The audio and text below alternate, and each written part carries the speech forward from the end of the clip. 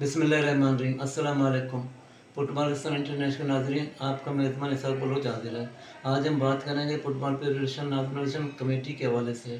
Normalisation committee पे जो ग्रोह बराजमान है, इस ग्रोह की पॉलिसियों को फुटबॉल हल्के पसंद नहीं करते हैं। ताहम फुटबॉल हल्के इसलिए खामोश हैं कि नॉर्मलाइजेशन कमेटी के चेयरमैन हारून मलिक ने खुफिया और खुलेआम उनको धमकी दी है कि अगर उनकी पॉलिसियों पर तनकीद की गई तो उनको पाबंदी का सामना करना होगा। इसलिए बहुत कम ही लोग ऐसे हैं जो नॉर्मलाइजेशन कमेटी के फैसलों पर तनकीद करते रहते हैं। इनमें एक ऐसा शख्स है जिनका नाम है सैयद नासिर इस्माइल।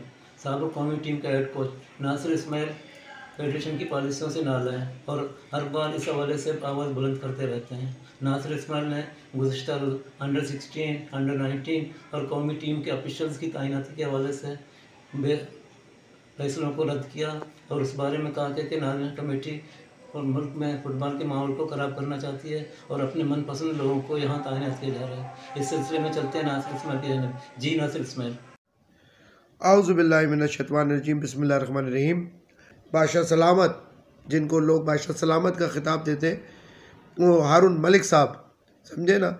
उन्होंने एक और गलती, पूरी कौम को वो फुटबॉलर को कहते कि जो तुम्हारे बस में ऐसा अल्फाज था कि मैं कह नहीं सकता, जो मेरा कर सकते आप करें, मैं जो मेरा दिल करेगा मैं वो करूँगा। और तमाम लोग आप खामोश बैठे रहें, तमाम स्टेक होल्डर्स, तमाम कोचेज़, तमाम टेक्निकल लोग खामोश बैठे रहें और वो जो काम करना चाह रहे हैं वो करते रहेंगे।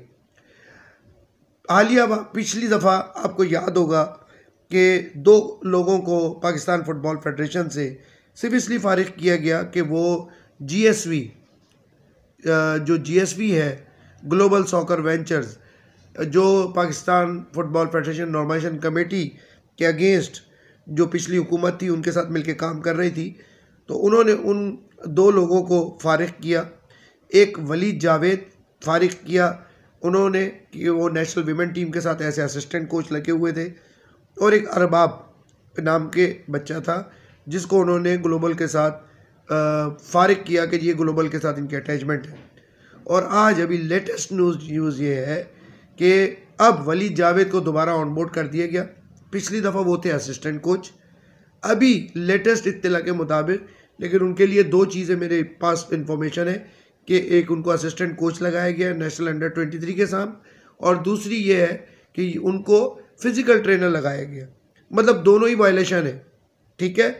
और ये हारून मलिक साहब ने उनको लगा दिया है। देखिए, मैं लॉजिस्टिक साइड पे जो मैनेजर साइड की बात है, मीडिया की साइड है, मैं इसमें इसलिए बात नहीं करता क्योंकि मेरा ये डोमेन नहीं है, ना मेरे ये फील्ड है, ठीक है।